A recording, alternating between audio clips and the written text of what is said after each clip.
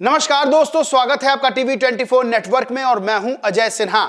कल तक गलबहियां कर रहे थे, कंधे से कंधा मिलाकर चल रहे थे और अपने आप को एक दूसरे का सरपरस्त, रहनुमा और सबसे पक्का दोस्त बता रहे थे।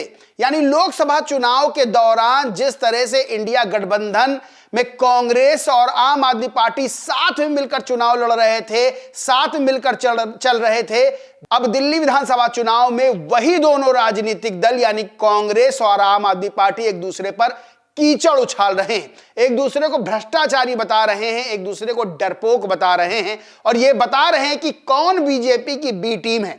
दरअसल जब लोकसभा चुनाव थे तब इंडिया अलायंस के छतरी के नीचे कांग्रेस और आम आदमी पार्टी दोनों साथ मिलकर चुनाव लड़ रहे थे, लेकिन जब दिल्ली विधानसभा चुनाव की बारी आई तब दोनों ही राजनीतिक दल एक दूसरे के खिलाफ चुनाव लड़ रहे हैं।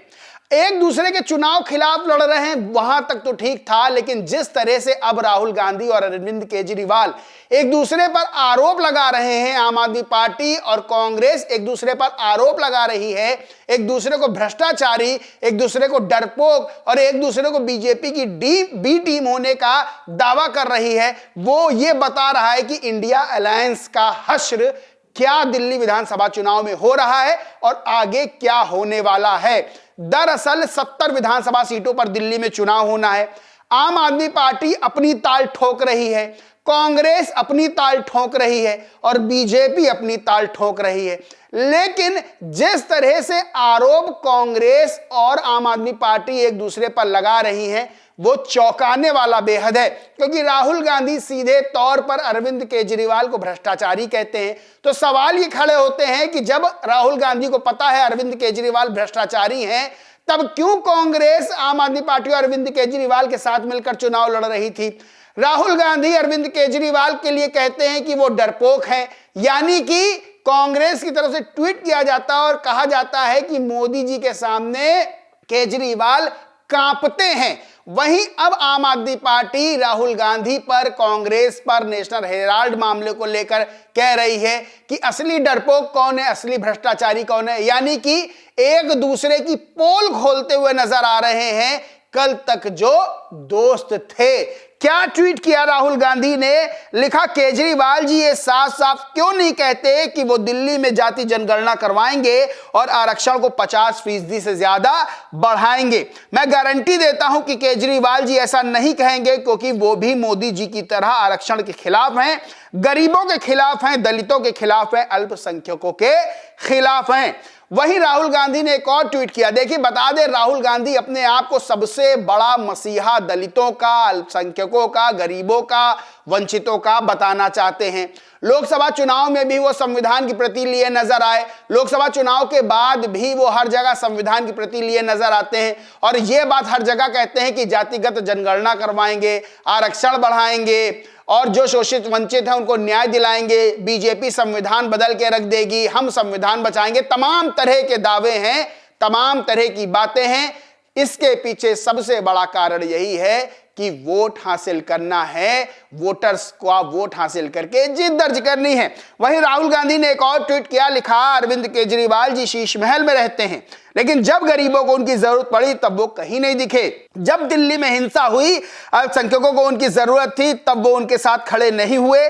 साफ राजनीति करूंगा बोलकर उन्होंने दिल्ली में सबसे बड़ा शराब घोटाला किया। राहुल गांधी ने कहा केजरीवाल शीश महल में रहते हैं, गरीबों के लिए काम नहीं करते हैं।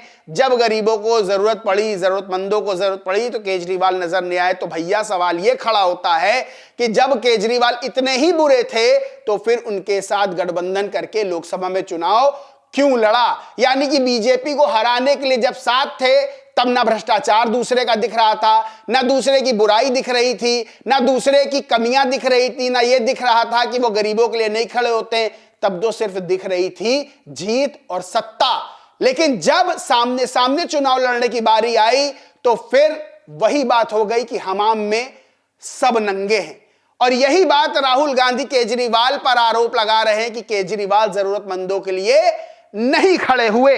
अब कांग्रेस ने भी एक ट्वीट किया और लिखा नरेंद्र मोदी से केजरीवाल कांप जाते हैं, यानी कि अपने पुराने दोस्त को, भूतपूर्व दोस्त के लिए कह रहे हैं कि केजरीवाल जो है वो नरेंद्र मोदी से कांप जाते हैं। सोचिए, यही केजरीवाल कांग्रेस के साथ थे, तब तक चट्टान की तरह मजबूती से सामने खड़े हुए थे, अब केजरीवाल कांपते हुए नजर आ रहे हैं।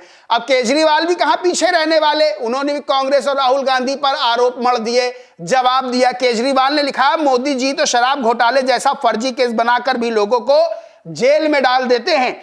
आप और आपका परिवार नेशनल हेराल्ड जैसे ओपन एंड शट केस में अभी तक गिरफ्तार किए नहीं हुए। रॉबर्ट वाड्रा को बीजेपी से क्लीन चिट कैसे मिल गई? डर और बहादुरी पर ज्ञान ना ही दे तो अच्छा है, देश जानता कौन कायर है कौन बहादुर। यानी अरविंद केजरीवाल ने सीधे तौर पर राहुल गांधी के परिवार को भी लपेट लिया और कहा नेशनल हेराल्ड जैसे मामला जो ओपन एंड शट केस था, यानी कि केजरीवाल ने मोहर लगा दी अपनी कि national Herald case open shut case है, सीधे तौर पर कांग्रेस परिवार उसमें फंसता हुआ नजर आ रहा है। अब रॉबर्ट वाड्रा को क्लीन चिट बीजेपी से कैसे मिल गई, यह भी सवाल उन्होंने खड़ा कर दिया। यह भी कह दिया कि कांग्रेस का जो परिवार है वो कैसे बच गया गिरफ्तारी से। तमाम तरह के केजरीवाल ने आरोप मढ़ दिए और कहा कि डर और बहादुरी पर ज्ञान ना ही दे तो अच्छा है, देश को पता है कौन डरपोक है कौन बहादुर है, कौन कायर है कौन डर रहा है। यानी कि एक दूसरे की जितनी उधेड़ सकते हैं खाल, दोनों राजनेता एक दूसरे की उधेड़ने में लगे हुए हैं। अब अरविंद केजरीवाल ने एक और ट्वीट किया और लिखा, लोग पूछ रहे हैं राहुल गांधी जी राजमहल पर चुप क्यों हैं? आज राहुल जी ने दिल्ली में पूरा बीजेपी वालों का भाषण दोहराया, जनता को बता दो कि बीजेपी और कांग्रेस में क्या समझौता हुआ है। तो केजरीवाल ने सीधे बताया कि बीजेपी और कांग्रेस है दिल्ली में समझौता करके लड़ रही है, यानी बीजेपी की बी टीम के तौर पर कांग्रेस चुनाव लड़ रही है।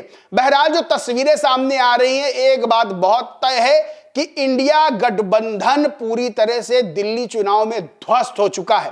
और अगर आगे इंडिया गठबंधन की छतरी के तहत ये दल लड़ते भी हैं तो सीधे तौर पर बीजेपी को पास एक बड़ा मुद्दा है। बीजेपी दिल्ली विधानसभा चुनाव के जो बयान हैं, जो आरोप हैं, वो उठाएगी कांग्रेस और केजरीवाल वाले तरफ से जो लगाए गए और बताएगी कि कैसे एक दूसरे को भ्रष्टाचारी, डरपोक, कायर और जो गरीबों वंचितों के काम ना करने वाला बताया जा रहा था। यानी सीधे तौर पर इंडिया अलायंस का जो भविष्य है वो अंधकार में तो नजर आ रहा है।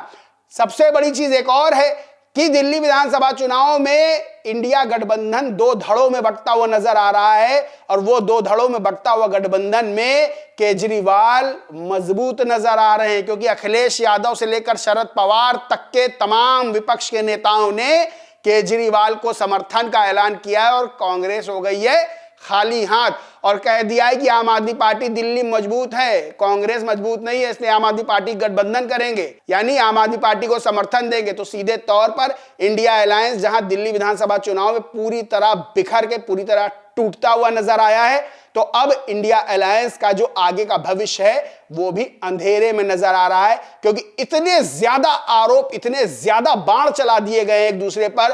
कांग्रेस और आम आदमी पार्टी ने एक दूसरे पर इतने बाण चलाए हैं कि अब वो बाण के घाव भरने वाले नहीं, और जैसे ही भरेंगे वैसे ही बीजेपी उस पर नमक डाल के उसको कुरेद देगी। सीधे तौर पर दिल्ली विधानसभा चुनाव ने बहुत आगे की राजनीति को भी साफ कर रख दिया है। बहरहाल 5 तारीख को वोटिंग होनी है, 8 तारीख को नतीजे सामने आ जाएंगे, पता चल जाएगा जनता जनार्दन ने किसको चुना है, किसको सत्ता सौंपी है। लेकिन जिस तरह से एक दूसरे पे आरोप लगाए जा रहे हैं, क्योंकि केजरीवाल और आप और बीजेपी की तरफ से तो आरोप प्रत्यारोप का दौर चल ही रहा है, चाहे वो यमुना में जहर मिलाने वाला मामला हो, चाहे वो दूसरी चीजों को राजमहल शीश महल को लेकर हो, चाहे अन्य चीजों को लेकर हो, शराब घोटाले को लेकर हो, कैश बरामदगी को लेकर हो, ये आरोप प्रत्यारोप चल रहे हैं। लेकिन जिस तरह से कांग्रेस और आम आदमी पार्टी में आरोप चल रहे हैं वो बेहद दिलचस्प है और ये बताता है कि राजनीति में अपने फायदे के लिए कोई किसी से भी हाथ मिला लेता है, और जैसे ही चीजें आमने सामने की हो जाती, जैसे एक दूसरे के सामने आते हैं तो फिर पोल पट्टी एक दूसरे खोलना शुरू कर देते हैं। बहरहाल दोस्तों, इस पूरे मामले पर आप क्या सोचते हैं, क्या समझते हैं, कमेंट करके जरूर बताएं। वीडियो अच्छा लगा हो तो लाइक करें, शेयर करें, चैनल को सब्सक्राइब नहीं किया तो सब्सक्राइब करके बेल आइकन जरूर दबा लें। धन्यवाद।